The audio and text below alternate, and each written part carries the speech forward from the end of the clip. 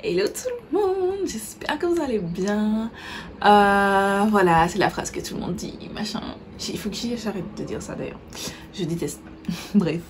Aujourd'hui, on se retrouve pour une petite vidéo bien sympa qui m'a fait plaisir à filmer.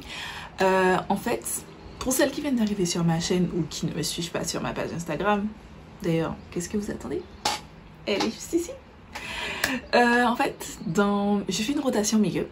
Tous les 2 mois, je change tous les produits. Il y a des produits lèvres, des produits teint, etc. Et tous les mois, par contre, je change de palette. Ce mois-ci, il s'agit de la Masquerade Mini de Juvia's Place. Elle est ancienne, je crois que c'est ses premières palettes. Et voilà, si vous ne la connaissez pas, elle ressemble à ceci. Le packaging, prenons 2 minutes pour le packaging, s'il vous plaît. Voilà, qu'est-ce que je voulais vous dire d'autre? Donc, il s'agira de 3 looks réalisés uniquement avec cette petite palette-là. Et mais voilà, c'est tout.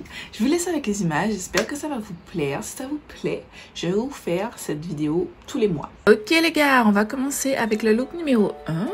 J'ai commencé par appliquer ma base P. Louise en teinte Rumeur 04. Je vous montre cette magnifique palette. Et je vais prendre la teinte Zobo avec un pinceau fluffy, plus ou moins dense. J'ai commencé par appliquer dans le coin externe. J'ai ajouté à ma convenance, puis ensuite je suis remontée dans le creux vers l'intérieur de l'œil. Je vous conseille de faire au fur et à mesure pour obtenir l'intensité que vous souhaitez. Ensuite, j'ai pris la teinte Fulani avec un pinceau pointu, pinceau boule pardon, et j'ai mis ça dans le coin interne et dans le coin externe. Ensuite, j'ai repris les pinceaux de la teinte Zobo et j'ai estompé les bords en rajoutant un chouïa de couleur. J'ai ensuite pris un pinceau un peu plus précis, un peu plus blending brush en fait, avec la teinte Bori qui est un rose fuchsia avec des petites paillettes que vous verrez pas, mais je l'ai utilisé pour estomper les bords et donner un effet plus fumé. Ensuite, j'ai pris la teinte Burkina qui est un marron qui est assez de ma couleur de peau, mais c'était juste pour vraiment finir cet estompage. J'ai bien entendu cut mon crease pour faire un semi-cut crease et j'ai pris ma teinte Makeda avec un pinceau plat, assez fluffy. Et j'ai appliqué, mais sans toucher le coin externe. Je ne sais pas si vous voyez ce que je veux dire. J'ai mis juste au milieu de la zone interne. Et ensuite, j'ai pris la teinte Calabar que là, j'ai utilisé entre la teinte Makeda et le mélange Fulani et Zobo. Voilà, pour faire une jonction. J'ai bien entendu fait mon teint, ajouté des strass, ajouté mes faux cils et j'ai fait mon ras de cils avec juste en mettant la teinte Zobo sur le ras de cils. Je fais pas de ras de cils compliqué. Voici pour la fin de look. J'espère qu'il vous sera plu. Et puis on passe au look numéro 2. Pour ce look numéro 2, j'ai commencé par ma base P. Louise, bien entendu, et j'ai commencé avec la teinte Zulu que j'ai pris avec un pinceau blending, mais assez précis quand même. J'ai appliqué d'abord au coin externe, puis je suis allée au fur et à mesure au coin interne. Comme vous voyez, j'ai juste packé la couleur, c'est-à-dire que j'ai juste apposé ma couleur sans la blender. Je vais venir la blender après. C'est vraiment pour avoir une intensité. Donc là, vous voyez que je commence à blender. J'ai juste essuyé le même pinceau et j'ai commencé à blender les bords. Après, je voudrais ajouter une autre teinte. Toute chose, j'ai appliqué la teinte Fulani dans le coin externe. Et juste pour donner une intensité, toujours on est là pour l'intensité. Et j'ai repris mon pinceau de la teinte Zulu pour estomper, mélanger notre couleur. J'ai fait mon deuxième œil. Et ensuite, j'ai estompé le tout avec la teinte Burkina et un pinceau plat, mais en même temps large. Je sais pas, c'est bizarre. Ensuite, j'ai pris la teinte Giza pour mettre en dessous de mon arc de sourcil, et j'ai détesté. J'ai détesté, c'est pour ça que j'essaye de l'estomper au max. Et je vais venir ajouter par-dessus la teinte Dania, qui est un petit peu plus dorée. Pour mélanger parce que en fait le Giza était trop argenté.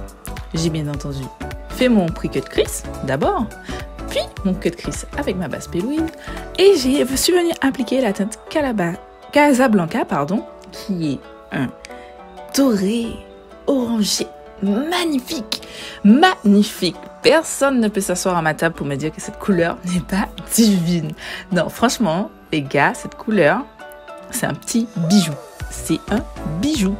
Et voilà, je suis venue l'appliquer sur la zone et ensuite j'ai pris un pinceau plus précis pour faire les jointures pour que la teinte Casablanca ne déborde pas sur mon blending. Je voulais vraiment rester mat d'un côté et satiné au milieu. Voilà. Ensuite, j'ai repris ma teinte Dania que j'ai appliquée par-dessus ma teinte Casablanca pour donner encore plus un effet doré. Et bien entendu, j'ai fait mon teint. Voilà. Et je suis venue faire mon ras de cils. J'ai pris la teinte Dahlia qui est un bleu vif, chimérie. C'est pas un mat. Et que j'ai appliqué dans le coin externe. Et ensuite, j'ai pris la teinte Zola que j'ai appliquée dans la partie plus vers le coin interne. Puis, j'ai repris ma teinte Giza que vraiment là, j'ai mis dans le coin interne de l'œil. Voilà, pour donner un effet waouh de lumière.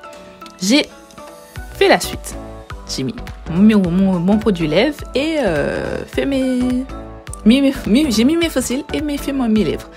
Voilà, c'est tout. On passe au look 3. Le look 3, j'ai appliqué ma base P. Louise en teinte Ruban 04. Vous savez déjà, les gars. Et j'ai fait une petite forme cut crease inversée. Et j'ai commencé avec la teinte Chi, qui est un bleu violacé, un petit peu chimérie, tout ça, machin. Et ensuite, j'ai continué avec la teinte Makeda. Et toujours, j'ai d'abord appliqué, j'ai accolé les deux teintes, pardon.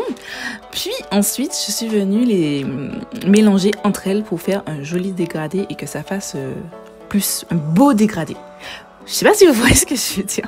Ensuite, j'ai pris ma teinte Dahlia et j'ai apposé d'abord et ensuite j'ai fait ma jonction entre la teinte Makeda et la teinte Dahlia. Prenez votre temps, surtout quand vous faites vos deux yeux en même temps pour rester symétrique. Après, j'ai repris ma teinte Zola pour mettre presque dans le coin interne. Voilà, les images parlent d'elles-mêmes. Et ouais. Pour finir, j'ai pris ma teinte Mali, qui est un vert. Toutes ces teintes, en fait, ce sont que des shimmers. Voilà, ce sont uniquement des shimmers et j'ai mis la teinte Mali qui est un vert au milieu. J'ai bien sûr précisé mon cut crease avec ma base et tout, mon eau micellaire. Vous prenez celle que vous préférez.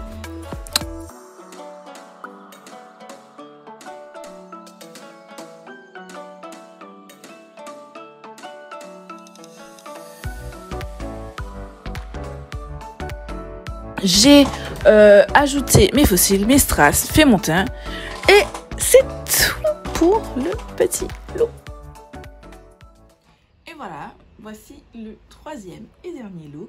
J'espère que la vidéo vous a plu. Si vous voulez des infos sur tous les produits que j'ai utilisés pour chacun des looks, je vais vous mettre en barre d'infos le lien de chaque post. Et si je pouvais vous donner un avis, franchement j'ai beaucoup apprécié utiliser cette palette parce que en vrai je l'ai depuis je crois 2019 et je ne l'utilisais plus parce que j'avais pas la base. Mais les gars, regardez-moi ce look.